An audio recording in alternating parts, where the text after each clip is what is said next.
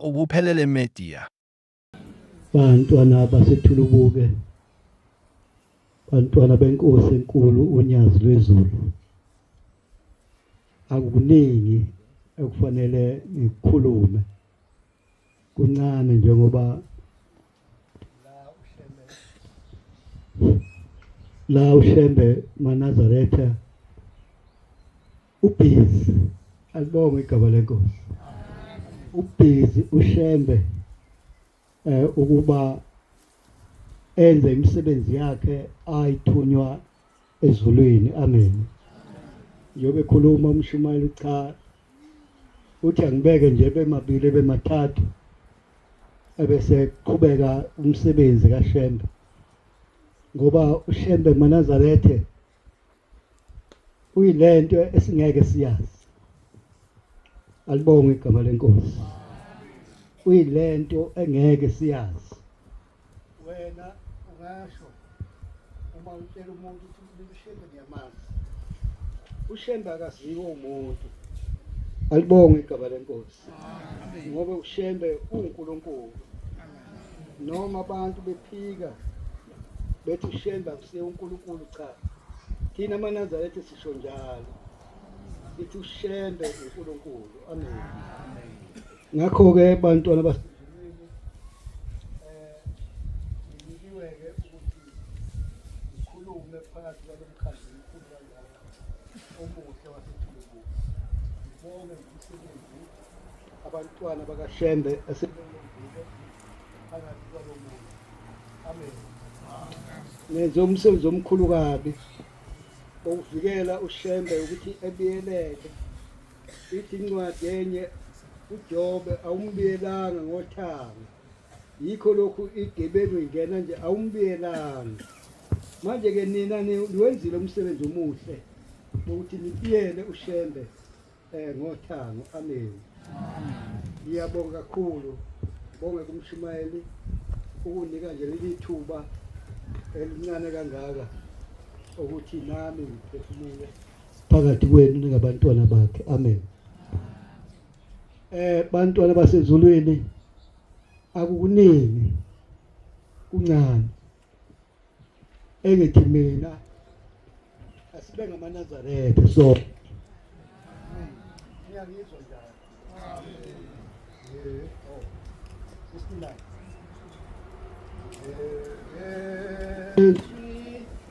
Izwile Nkosi selithi ilaphe phezu kwethu nathi masela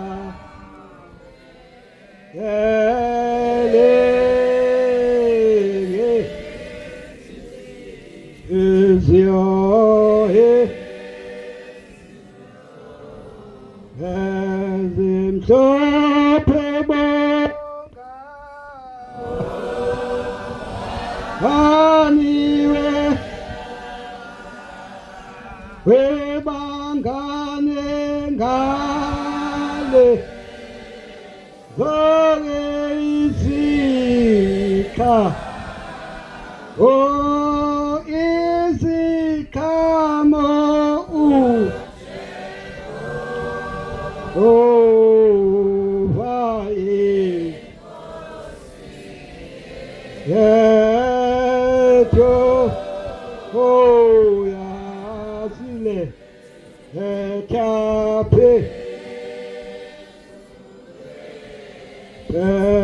Zokwethu lithini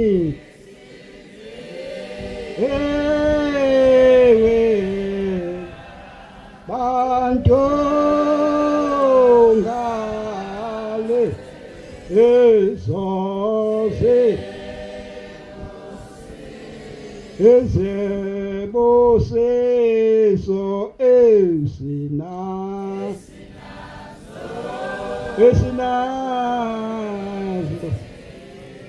thina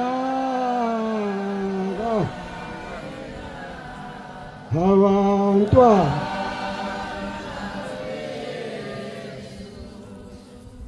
leli gama lalithandwa inkosi enkulu uThingo lokwathiya libonge igama lenkosi ithi lithini webantu nonke ngalesi sibusiso esinaso thina kanye labantwana bethu uma ubukhona ekuhleni usibonile lesibusiso uyibonile lento enkulu kangaka ongayazi ukuthi lenyoka uma ingaka ishawa kanjani alibonge igama lenkosi hayi maNazarethe singazoni singoniwa nikhona maNazarethe masingazoni singoniwa ngoba kubi ukuba abantu mabekhona umuntu ma eguqe njengoba engiguqela ecabanga ukuthi lo msebenzi ongaka owakho umuntu ngiyangizwa njalo lo msebenzi ngomuntu ohluphekayo umuntu olala endaweni enzima kabi kulelizwe lakithi njengoba niyanizwa ukuthi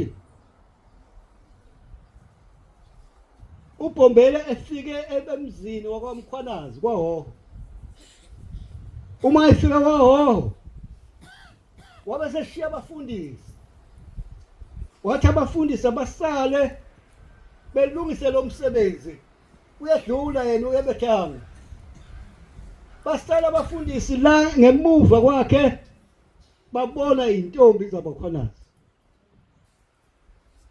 bagana uma sebegangile sekubuzakala kumakhosazana komkhwanazi ukuthi konakelephi bathi yibona abafundisi abahamba nalo baba ngoba baba nazi ukuthi uNkulunkulu lo maNazaretha lona uNkulunkulu uqobo lwakhe iminyaka engaka 1910 ekhona kulelizwe lakithi akaze enze intembi akaze phambanisa umuntu lapha thina sibhekana sodwa uma ngakubona nje ukuthi unesono phuma ungubani wena njengoba ufuna ukukhipha omunye umuntu ungubani wena ngalesikhathi ke sebethukuthele abakomkhwanazi inkosi yakomnani noMathiya ke yayishesha yayitshela abelungu ukuthi hey ngicela leli sonto liphele ngicela beboshwe nje lapho ngiyanibongela boJamengweni ngiyanibongela boJamengweni uthiwa kizo zakithi thina sabuyela eCatheni saphuza uthola laba babuyelanga eSicatheni bathi thina siyamazi uShembe siyamazi wasidalayo alibonge igama lenkosi bavele bababopha kuthe nabo kwahlabisa bawafaka etilongweni yabisiyezwa lensizwa hawu umnikazi wezinto zonke alibonge igama lenkosi hayi uShembe wena menze umngani wakho menze umngani wakho usondele kuye ufike uncatheze ngabanye abantu hawu uyabona ke lapha akwenzeki kanjena ethi yes inkosi ibusise ngoba wena ucabanga ukuthi uShembe umuntu inkosi ehla ezulwini yaba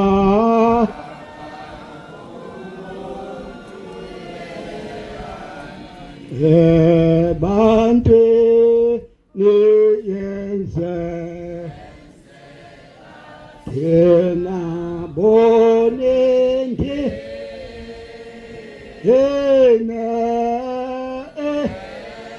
hena amole zweni yezweni hena amole inkosi yehle ezulwini ezoba umuntu ebantwini. Ngaleso sikhathi kuzwakala ukuthi amakhosikazi aboshiwe. Kuthiwa le nsizwa yanqamula, yawela imfolo zemnyama, yawela emhlophe, yahamba. Ithe imaye kwahlabisa ifika lapha esiqiwini, yafica kuvaliwe, amaphoyisa lama security evalile. Hawu ndoda ubhekephi nabantu? Uthi ngiyahamba kubosha ingane zami. Bathi ke indlela kayikho la. Indlela iphuma emtuba, ukhuphuke njalo uyowela egedeni enakho. Uthi cha ngiyangibambelela, ngifuna ukuhamba la. Ngiyangizwa njalo maNazaretha. Wabona kathi lelizwi maNazaretha akhona maNazaretha. Amen. Lelizwi aluweli phansi. Wathi lensizwa ngijahile, bantu abami, ngijahe ukuyobona izingane zabo. Athi amaphoyisa ayikho into esingayisho, ahosha over, awushayela abelungu le kwahlabisa. Belungu nakho usibelela. Lo muntu okuboshwe abantu bakhe amakhosikazi la, uthi ufuna ukungena kule gate elapha phezulu. Manje angasenze njani? Bathi animtshelanga nithi kunezilwane. Bathi baba babelungu sibatshelile bobasi ukuthi lona utheni ufuna ukungena. Wathi ke lungisani ngibhanga. Likhona maNazaretha. Wena wazi abantu bekulungisela ibhamu thini bangaki? Bekulungisela ukuthi wena dutshulwa, kodwa hayi ngeke ngoshembe. Amen. Bathi ke siyakuvulela ke ndoda. Lapha kunamabhubesi, lapha kunendlovu, lapha kunezingwe, lapha kunayo yonke inhlobo yezilwane la. Make isilwane sadla umuntu la sikulahla phansi ngenhlamba. Babusisa uthi inkosi imbusisa. Hawu okwala ekhaya ngiyangizwa njalo. Wena ucabanga ukuthi uzothola igama elikhulu ukuthi beke u500 lapha enyaweni zakhe. Ebesethi ngegama. Cha akakasho njalo. Usho ngeso ncane inkosi ibusisa. Alibonge igama lenkosi. Hayi kuthiwa lensizwa yangena, ithe mayingena hawu yaqhamuka laqhamuka ibhubesi, laqhamuka lijabula. Ngiyangizwa maNazaretha. Ishilwane ziyajabula mayibona ishebe. Thola qhamuka lijabula babona hayibo leli bhubesi alimnakile, linake ukuhalalisa. Libonge igama lenkosi. Yaqhamuka indlovu nayo yaphakamisa umboko yathi hawu uyingcwele simakade. Hawu waqhamuka inyathi nayo yathi hawu kodwa ngabe ngibona ubani uNkulunkulu ehamba eswe. Hawu wena uthande awubonanga ushembe ngelethulubu ukuthi kwaba mnandi kanjani. Kwaba mnandi wahalalisa nje ihlahla. Noma ke nineshwa bantwana base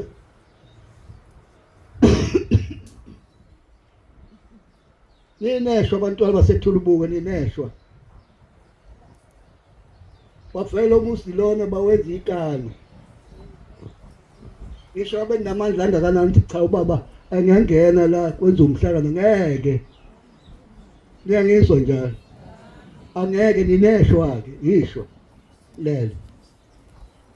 Ithe mayifika lensizwa idlula iyafika emzini wakomkhwanazi laphana mawukhuphuka laphana yafika ngena yacela yathuma abafundisi ithi abacele amafutha omfuma. Ngiyangizwa njalo. Waqoqela indoda sasibizwe umfundisi kodwa wayesemshumela leso sikhathi. Esibizele emzini kaDlamini lapha. Uthe mayifika lapha wabamnika amafutha omfuma. Ushambe phela kaphikiswa umuntu ukuthi ngizomnika lo muntu ngumasingani. Wayinika wayikhuphuka. Bathi belaphana uthi uDlamini sasiyaliwe abelungu phela kwazikhathi zabo basiyaliwe ukuthi lo muntu mayifika la engangeni la engafasiyo ngeyinsimbi.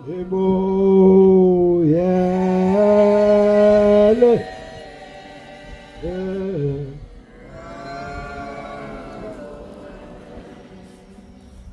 Ukhona funda ba. Emva kwalokho ngakhona bheka-ke umnyango uvulekile ezulwini. Ithi ke lencwadi bheka ngathi ngibheka ngoba kwakuJohane lo uJohane wayembulelwa yonke into ezokwenzeka emhlabeni. Kubeka ba. Nezwi lokuqala engalizwayo linjengecilongo likhuluma nami lithi, yenyukela lapha ngikutshengise okumele ukuba kube khona emva kwalokhu. Masinyane ngaba kumoya. Namasinyane kwangena umoya njengoba nami nginomoya nje. Ngiyazi ukuthi nginomoya baNazaretha. Nginomoya. Masinyane wabusungena umoya wabonani.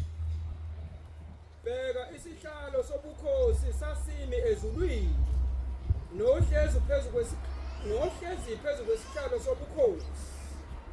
Nohleziyo wayefana netshe lejaspi nesayiru ukubukeka kwakhe. Nothingo lwenkosikazi luhaqe. Hayi lwenkosikazi, lwenkosazana. Nothingo lwenkosazana luhaqe isihlalo sobukhosi lufana nesimarayidi ukubukeka kwalo.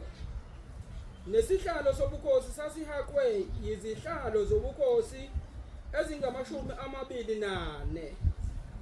Naphezu kwesihlalo zobukhosi kwakuhlezi amalunga angama-24. Njengoba nihleli nje maNazaretha. Ayibonge igama lenkosi. Qhubeka ba. Angama-24 embethe izingubo ezimhlophe nemiqhele yegolide Yeheni bandla. emakhanda abo. Uyabona ke mawahlubuka lapha unenkingo. Ngoba lento yabona uJohane egcineni esembulelo ukugcina wathi ngabona ababehlezi esihlalweni begqoke ingubo ezimhlophe kuqhubeka. Nasesihlalweni sobukhosi kwaphuma imibani namazwi nokuduma nezibani zomlilo ezisikhombisa zavutha phambi kwesihlalo sobukhosi. Ezingomoya abayisikhombisa bakaNkulunkulu. Nangaphambi kwesihlalo sobukhosi kukhona okunjengolwandle lwengilazi lufana noKristu. Nangaphakathi kwesihlalo sobukhosi nasekuzungezeni isihlalo sobukhosi kwakukhona izidalwa ezine zigcwele amehlo ngaphambili nangemuva. Isidalwa sokuqala sasifana nengonyama. Ngiyabonga inkosi ibusise. Khona lapho ithi lamaBhayibheli angazi ukuthi abuye ephambaneni. Ithi lapha esihlalweni kwakukhona umuntu wayehleli phakathi kwaso owayewunyazi lwezulu. Alibonge igama lenkosi. Isihlalo sokuqala sasihaqwe ubaba uThingo lokubathini. Wabe sehlala ohlele esihlalweni unyazi lwezulu. Amen. Hayi ba maNazaretha silandele uNkulunkulu. Uqobo lwakhe. Lokho ekade ngikuchaza okwaleya ndoda sengihlala phansi. Ubaba uDlamini wayesibizile lapha sebehlulekile umphefumulo ungaphumi ngoba ethinte into engathintwa ethe ngabopha umuntu ongaboshwa ngabopha ushembe wena ubani kanti igama lakho usiyamfica ke lapho ulele uthule kuthe du kwasuka umama wakhona wathi umama Nkosi yami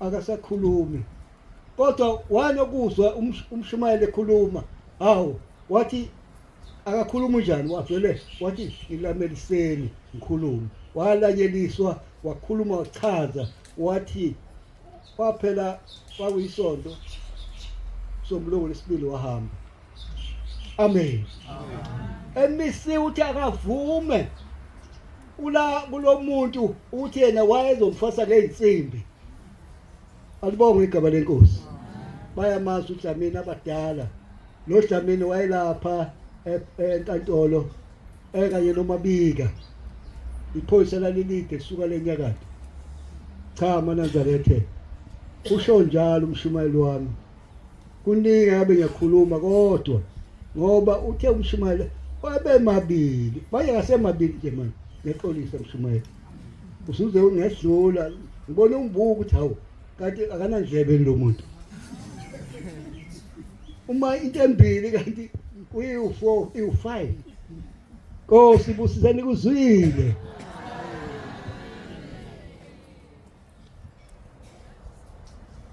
awu uthi ke umshumayeli wenkosi angivale angithi nizwile maNazarethe nizwe kahle uma nizwe kahle ubaba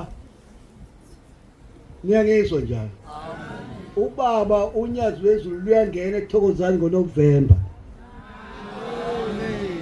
ngiyangizwa njalo hehe usali kungihlekisa nini kusasa boqhamuka bethi hey lapha akekho umuntu oyoThokozani angithandi ke lokho ngiyanixoxela ithunyiwe ngiyangizwa na ukuthi ngiyale ukuthi uma kuyiwe eThokozani bopha imithwalo hambe ukwegidokodo hambe uyokwenza into eyenziwa eThokozani uma kunikelwa imali yempepho hambisa imali yempepho ukuze ungadiniswa labo bantu awuhamba nabo uNkulunkulu ebuseni kuzwile Ubuphelele Media.